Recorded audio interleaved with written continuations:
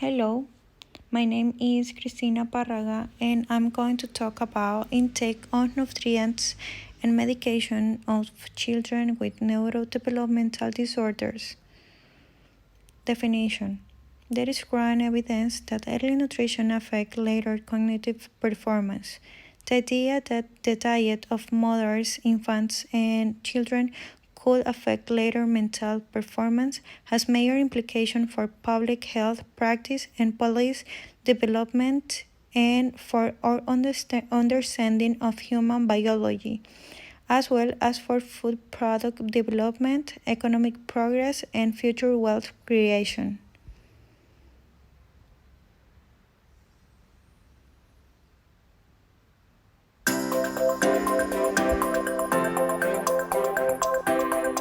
Hi, I'm Dr. Carmen Baez Franceschi. Today I'm going to speak to you about how nutrition can affect schoolwork.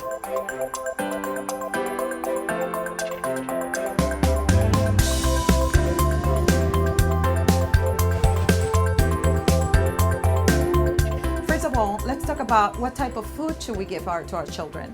We should give vegetables, we should give lean meats, fruits.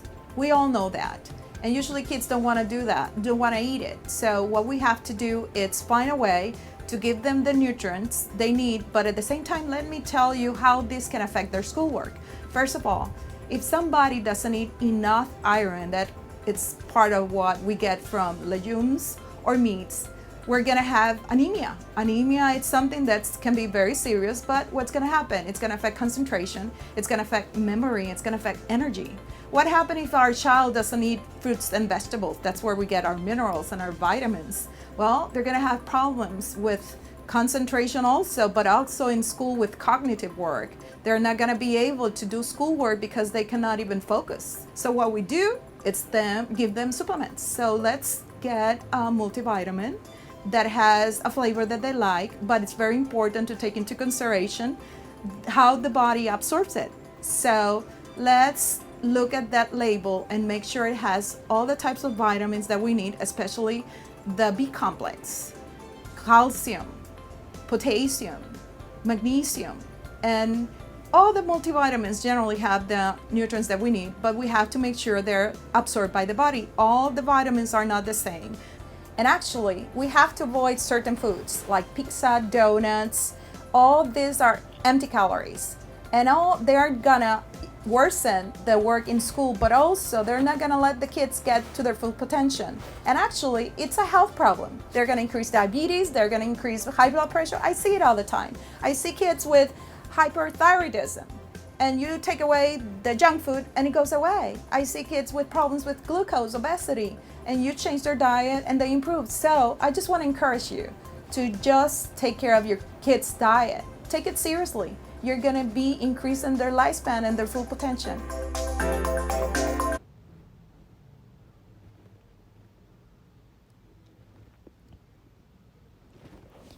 Nutrition plays an important role in supporting structural and functional development of the human brain from conception through childhood and adolescence and into adulthood.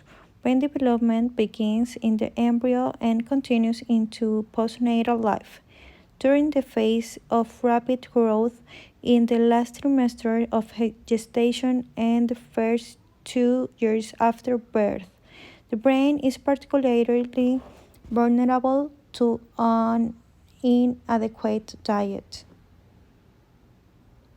Nutrition is one of many factors that affect brain development.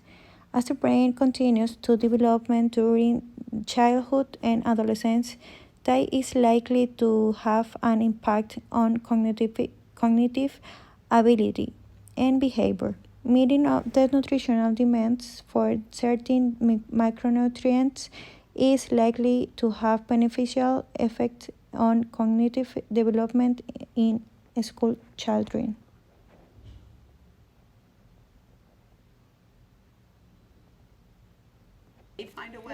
Sean McMonagle's parents understand what behaviors avoid anxiety and meltdowns with their autistic son. He goes in the pool every day. He loves to ride his bike and swim. He's not super into sports or anything. Now they're looking into what foods may help. Tell me what you think about this one. A lot of kids on the spectrum do have restrictive diets. They have certain preferred food. Sean loves drive-through. I do like the fast food. I like the chicken fingers, french fries, Cokes, and my favorite, chocolate milkshakes. A lot of times these restrictive diets can limit their nutrition, which is a problem. Some individuals have tried diets that are gluten-free or that have special supplements in them. When some patients with digestive issues start eating healthier foods, changes emerge. There's not a lot of actual data to support that. In those families that have restricted diets, sometimes they do see changes. What can you do diet-wise for autistic and spectrum kids? Fortify their nutrition with fruits and vegetables. Stick to whole, unprocessed food. And whenever you can, try new foods. Guess what? For Thanksgiving, I tried pumpkin pie. The proof may be in the pudding or the pie. I'm Marty Salt reporting.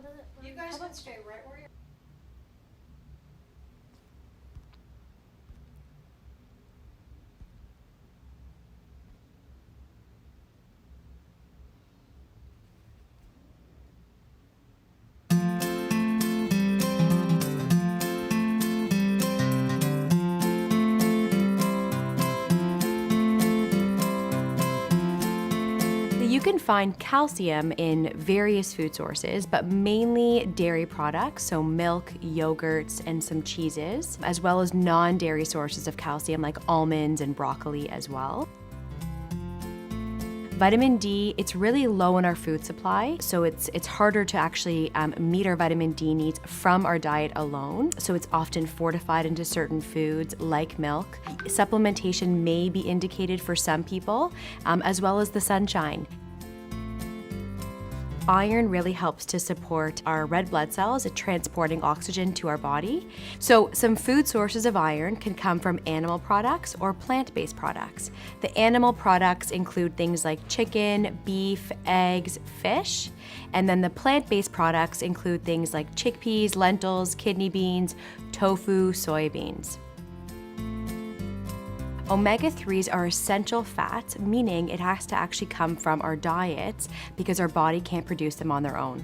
And they're particularly important to really support healthy brain development. Some food sources of omega-3 include fish, and if you actually consume fish twice a week, you should actually meet your omega-3 requirements. Other sources, if you don't like fish, would be things like walnuts and flax seeds. Fiber is a nutrient that we need from our diet to help promote fullness, regular bowel movements, healthy blood sugars, healthy cholesterol. Food sources of fiber include vegetables, fruits, mainly with their skin on, chickpeas, lentils, kidney beans, so legumes, and then all whole grain products, so whether it's higher fiber or whole grain cereals, oats, whole grain bread, whole grain pastas, whole grain rice, and other different types of starches, making sure that they're whole grain so they do contain the fiber.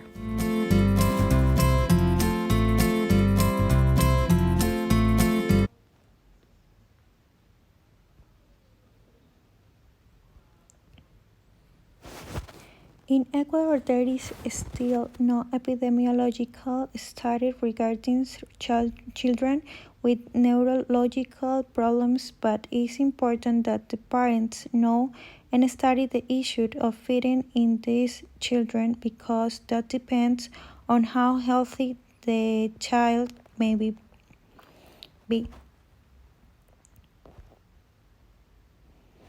Nutritional status will depend on the severity of the main disorder, time of evolution, adequate care, nutritional vigilance by the multidisciplinary treatment team.